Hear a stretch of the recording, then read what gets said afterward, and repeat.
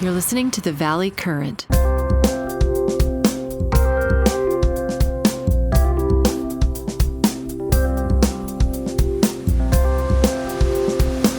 Hey Ray, I like your sunroom there. That's beautiful. What a beautiful look. It is. Yeah, it's virtual. It's beautiful, man. It looks like exactly where you want to be, right? That's right. It is similar to my sunroom, but this one looks much better. It's great. Well, you're still looking youthful, and you're in the age of AI where everything goes a lot faster, right?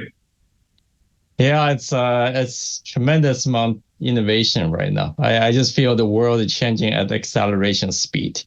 We have seen that for the last 30, 40 years, and I think it will continue, actually, if not accelerate even more. It's tremendous to live in this time. Yeah, I mean, it's really a lot faster than even the way the internet came on the scene, because if you look at the way the internet came on the scene, it took a while for people to recognize that it was going to change things in ways that we didn't really fully appreciate. It took really years from when the ARPANET turned into the internet, and people thought it was just going to be an academic thing where academic papers were going to move around. They really didn't see email as something that was going to really change things. And then the whole way the World Wide Web came on the scene, that really changed things as well. So, but it felt like it was years, and now everything's happening like in days and hours and weeks. I mean, it's just a completely different speed, right? Yeah, absolutely. I mean, it takes 5 days to get 1 million users for ChatGPT, right? So we're talking about days. It used to be because because it has built up over the years, right? I was just thinking about startups. Doing my first few deals, obviously people had to even buy the hardware. Now nobody buys hardware, set up the server rooms, right? They just rent it. And then that essentially reduced so much time, right? Now in the future, let's assume that AI replace a lot of virtual humans in this case, right? The virtual assistant, virtual everything, right? So now you're going to build the whole company almost from scratch and become a fully built company in the day one. Right. I'm putting the screen up that I captured for our discussion, which is nice. ARPANET from 1969 sets up the standard for FTP, TCP/IP, which sets up Ethernet, which then sets up the internet. But that takes like a decade before it really gets appreciated. And the World Wide Web comes in early 1990s. And really the companies that are unfolding in the 1990s, they do start to proliferate. But it really took a while before any big company like Google started to get traction. And Facebook and Microsoft was very late to the game. They're still kind of catching up. But now they're smart enough to partner with OpenAI. But since about 2000 and since the pandemic, in many ways, things have accelerated a lot faster. Really 2020, 2019, 2020, things really started to accelerate. I agree with you that startups, they often get started without even having a lawyer involved. They just we'll do it ourselves using LegalZoom. We'll just make stuff happen on our own. The question is, I think what cannot be replaced is the intelligence. And then there's a lot of redundant work can be replaced. The question is the judgment, right? So in the end, a lot of these, even our industry, it's the same way in the VC, just like you are in the legal side. There's a lot of these. In the end, it's not replacing the judgment. So that's why I think we still have a job, at least for a while. Well, for how long? I mean, I think a lot of it sort of like the younger lawyers are getting worried that maybe this is something that means that 3 years of law school doesn't make a lot of sense, right? I mean, it's a big investment to go to law school. It's a big investment to go to business school. It's really a doubly big investment to go to both law school and business school. I don't know anyone that necessarily would do it, but people still do it. But they sort of imagine, hey, I've got to get really proficient at using various tools, because if I don't do that, I'm going to be in big trouble. And I think that's true as well. I think you have to assume that the tools, your tool sets have to be very sharp, and your mindset has to be along the lines of what you've described, which is, hey, our judgment is pretty important. But I'm questioning where this goes and how fast it goes, because it seems to be going really, really fast. Yeah, I think one thing that is the education, right? Are we training the people at using the right education? Because if you look at what AI going to replace is the junior people, essentially in all the professions almost. So I worry about when my children come out, graduate from university, spend out, I don't know how many, 100,000 a year, a quarter, $500,000 in the end, right? I mean, where are they going to be valuable, right? So I think a lot of these, what we learned before, memorizations, get to be great at one domain.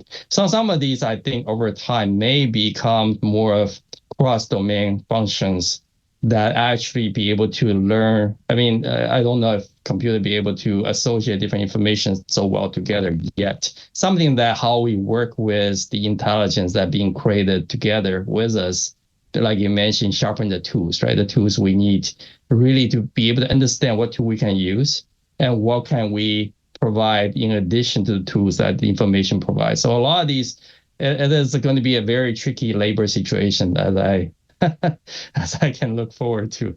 It'll be interesting to see how it develops. Right. You have kids that are getting ready to go to college, right? You've been through a lot of education yourself.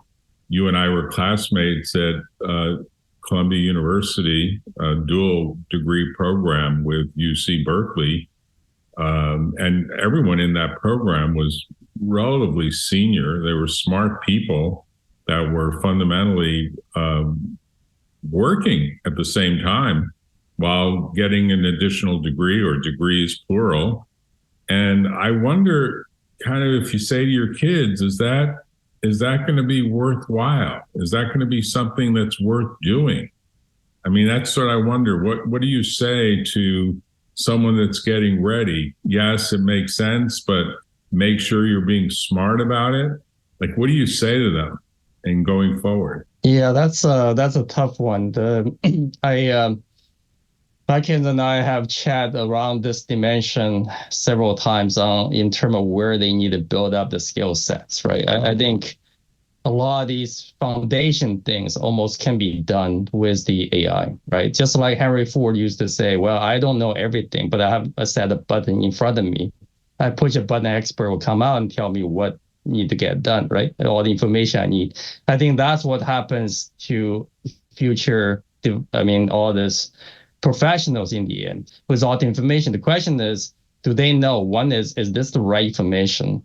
Second is how to associate this information with other information, and how to essentially, I think ours is going to move beyond one degree association into multi-degree association, right? So the question in our mind, can we jump through different information sources and combine them together? It almost become instinct, right? So in many ways, it does make sense to go through or doesn't, right? And that's, I think, is the ability for them to develop. Right? But the question is, do they have the chance to develop that ability? That's what I worry about the most, is essentially when they get out, a law firm like yours, will you even want to hire a junior legal associate anymore, right? You could say, hey, I basically can outsource the whole thing to ChatGPT, and that's it. Then how do they learn? How do they get experience? Because all this takes experience. And then that's where I think a lot of things, probably from a government perspective, from some of these nonprofit, whatever, they need to give them a chance, or at least I think in a company, maybe we can build certain functions that essentially help to build out these opportunities. Just like when I first got out of college as IBM, maybe we need something like that. I just don't know the right answer yet at this moment. Well, let me just put this other chart up because I was thinking about it, and then I have a couple of other questions I want to ask you. But this is this human history chart that Singularity University. I don't really think it's a real university. It's more of like a private group of people that get together to talk about the future in Silicon Valley.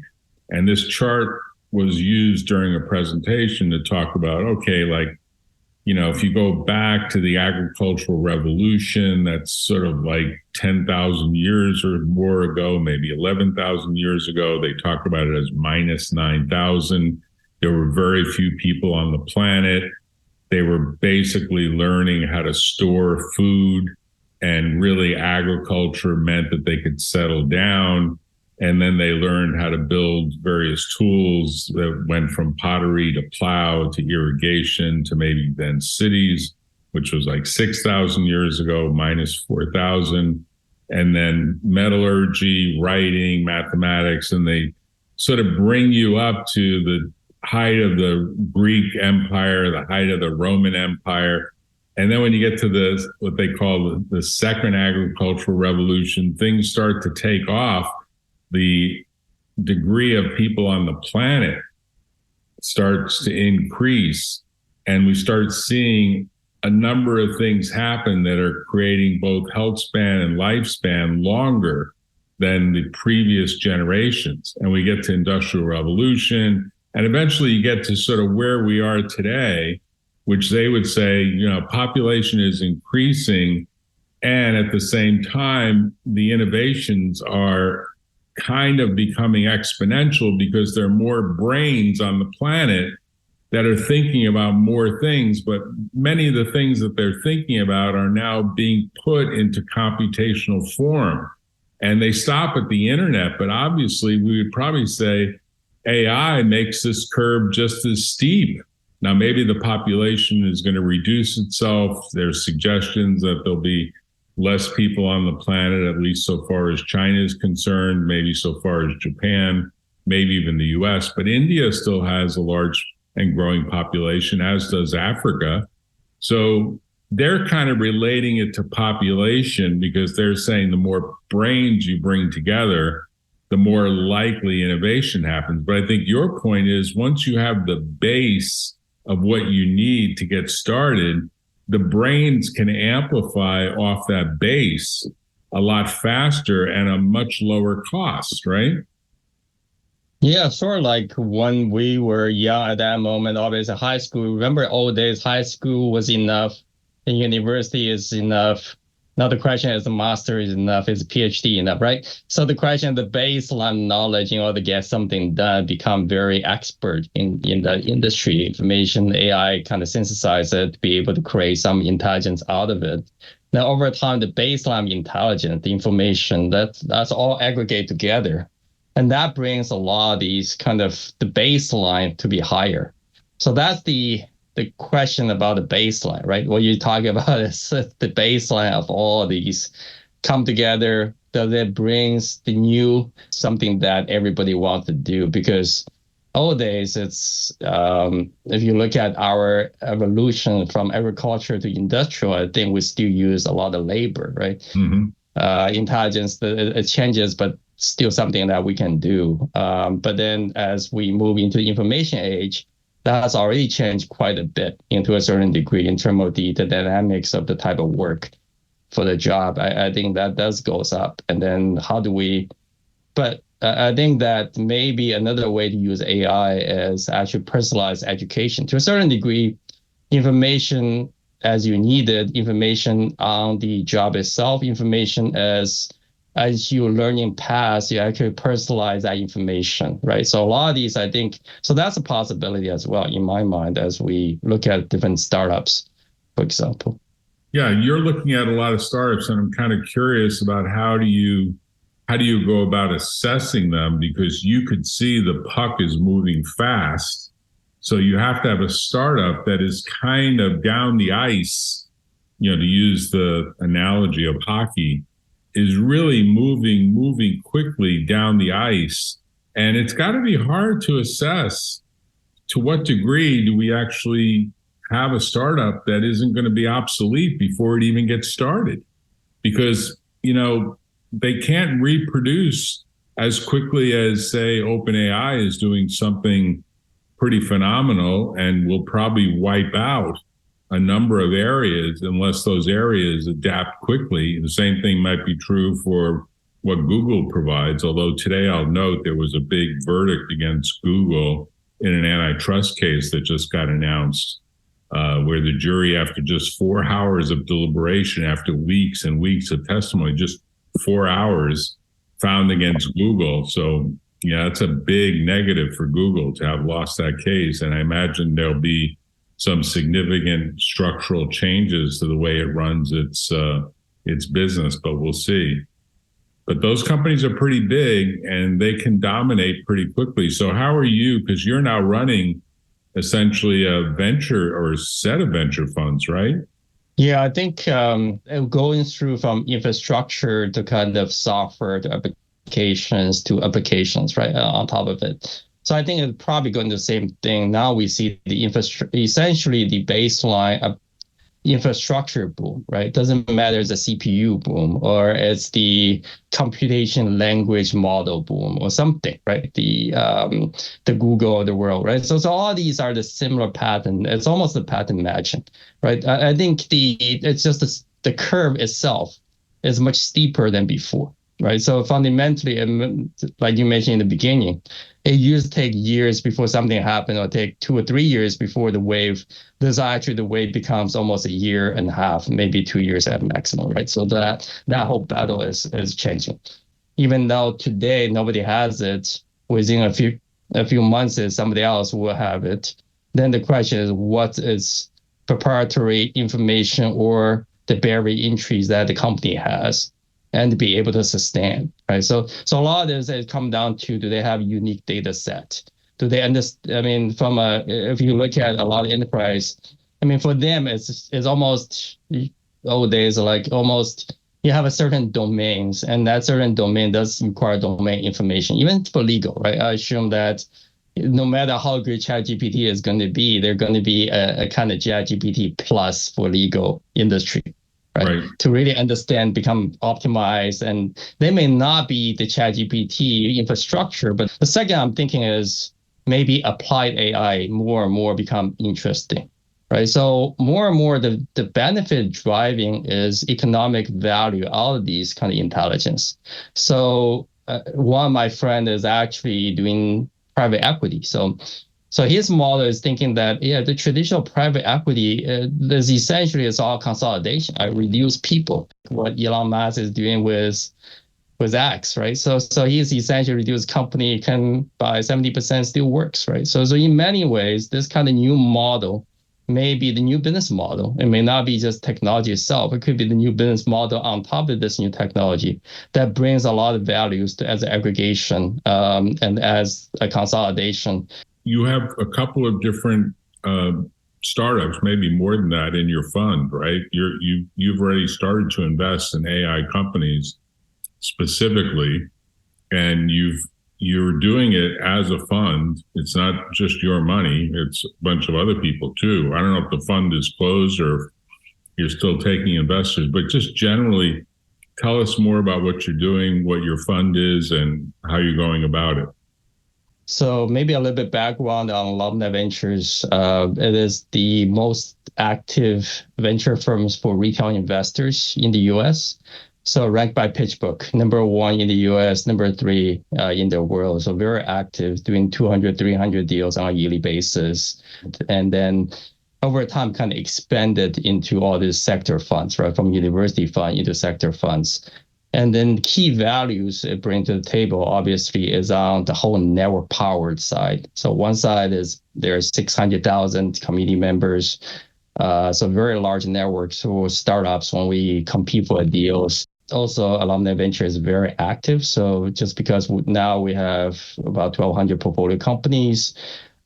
So a lot of times when the CEO come in, it gave them a great platform to connect with other CEOs to essentially have this kind of almost have an ecosystem build up, also have a potential customers, right? So it's on both sides of the network. So we're looking at AI infrastructure, AI applications, both from the data layers to the computation layers to the GPU farms to all the application on top of it. So everything related to AIs. And then so if they are looking for some exposure to the AI and in the venture space, obviously they can come to Alumni Ventures. I mean, this is it, right? I've got the screen up. It's AV for alumniventures.vc, right?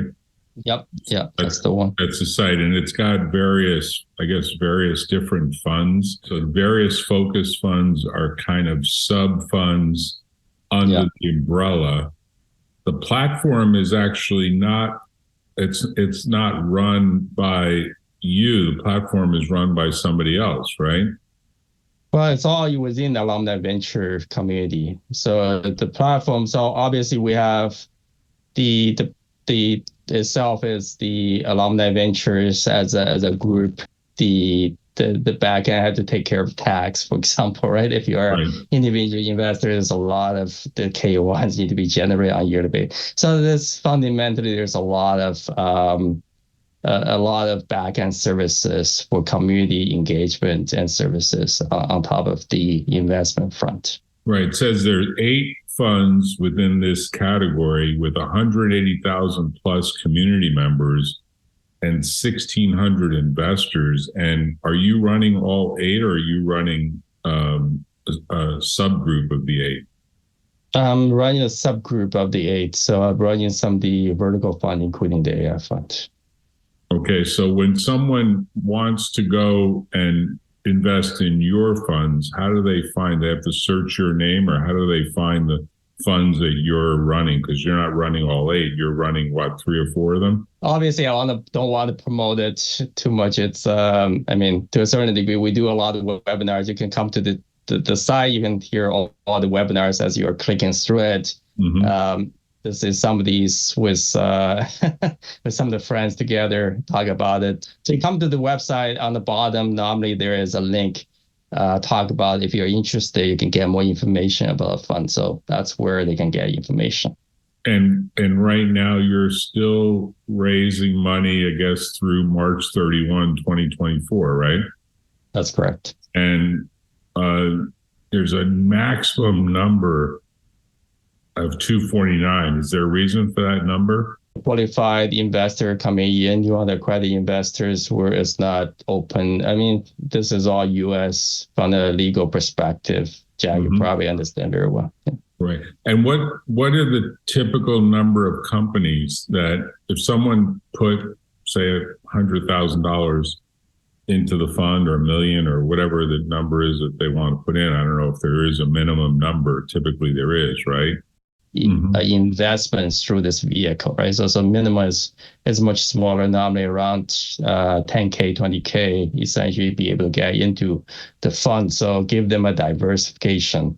So it's yearly. So every fund is diversified across 15 to 20 companies. When we create a fund, we deploy around 12 to 18 months into that vintage. Essentially, every year is a separate vintage, and then we to be able to fund that 15 to 20 companies across the different sectors within the AI. So all these companies, if they come to the website, they'll be able to take a look at all the portfolios that we have already invested. They can get information.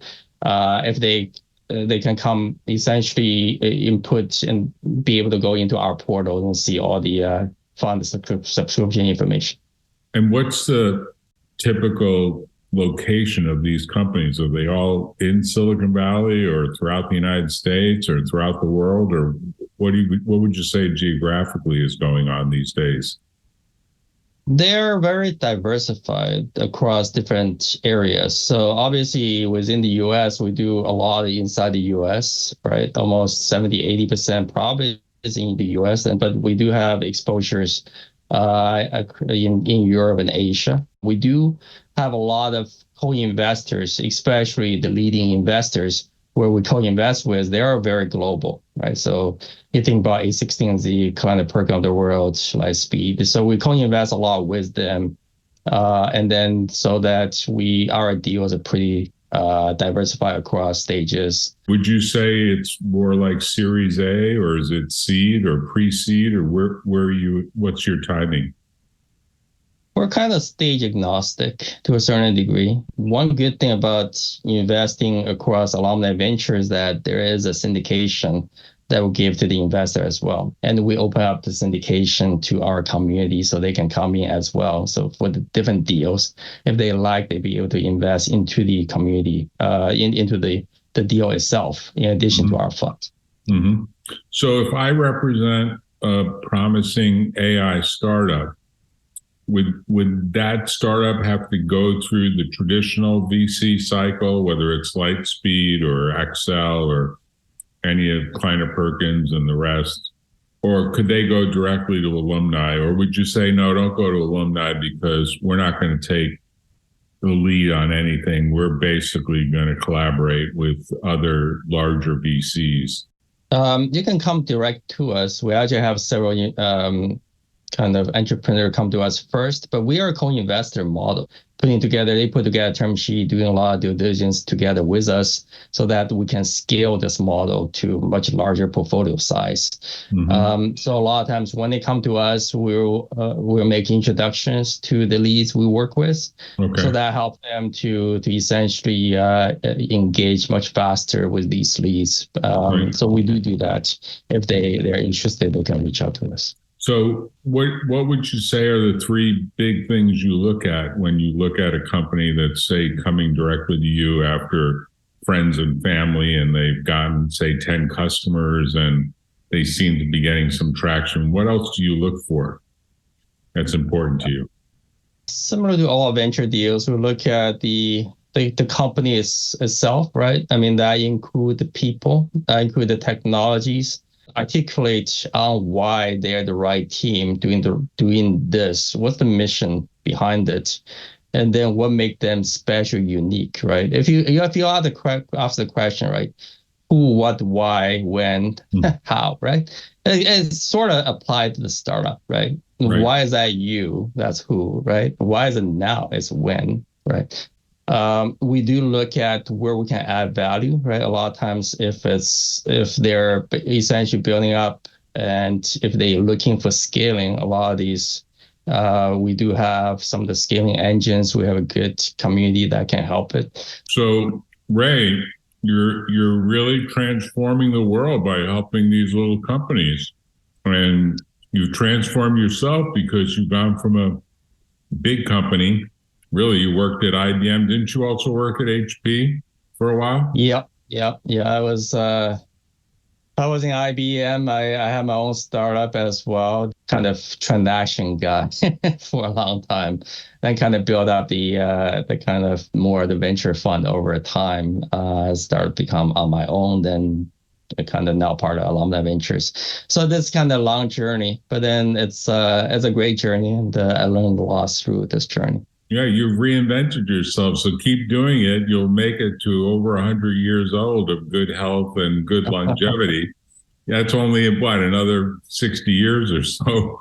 But that's like, no, I'm not that young, even though I look young, but I'm not that young. You got all of your hair. You got all your hair, and it's all still very black, so it looks great. And that's Asian curse. But the good news is you're right. There's a lot happening, and it's happening very, very quickly. And it feels a little bit like the way it felt in 1998, 1999, and 2000.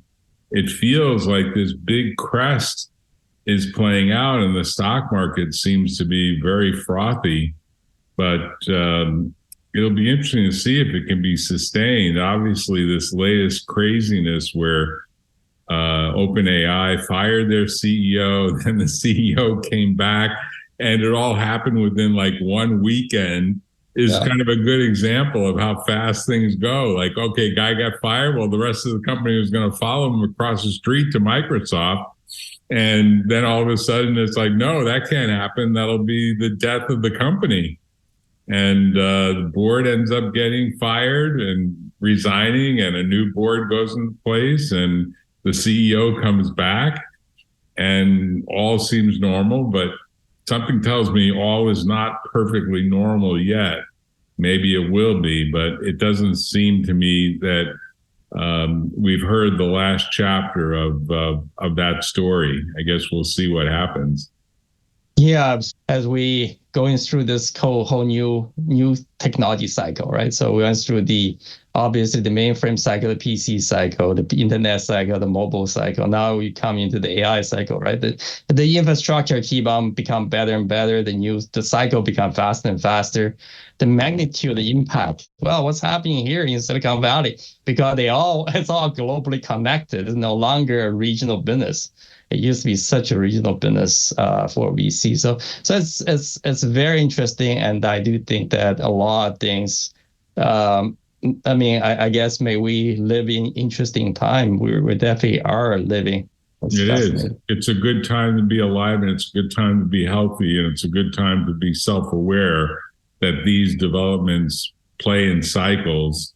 And we probably have, if we're lucky. I mean, I'll put this picture on the screen if I can get to it quickly. This idea that people are going to start recognizing that the next generations will define something even larger than what we've got. Oh, this is not the right picture, but I had this lined up as another picture, which is people are publishing these ChatGPT cheat sheets saying that getting good at writing these prompts is going to be critical to the next knowledge work, where you can actually write a prompt that says, create a blah, blah, blah in this tone, act in this role, do this and do that. And it's almost like a programming language for the creation of a prompt, almost like a scripting language for scripting queries into ChatGPT. And this is sort of like the program card of how do you get started doing it.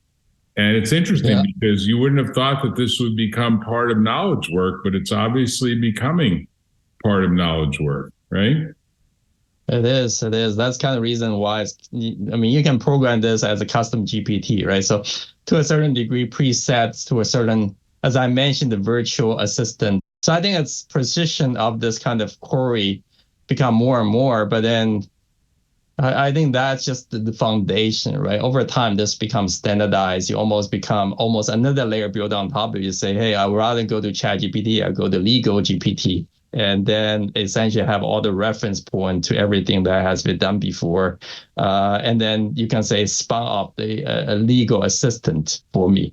And then that create a legal assistant that personalized for your own firms, get your own firm's data, right? Everything is personalized to what you need in this model. So how will people reach you? Do they just go to the website that I put up, or is there a specific, they should go to your LinkedIn, I guess is what you said, right? Yeah, that's probably easiest. They can go to my LinkedIn's. They can, just connect or send a notice. They can also, I guess, if they want to email me, they can also email me. It's ray.wu@ab.vc. So that's easy as well. Okay, Ray. Well, thanks for your time tonight. I appreciate it. I look forward to talking with you again in the new year. Have a happy holiday in between and take care of yourself, okay? Thanks, Jack. Always good to see you. All right, see you later. Bye-bye. Yeah, bye. Tune in next time on The Valley Current.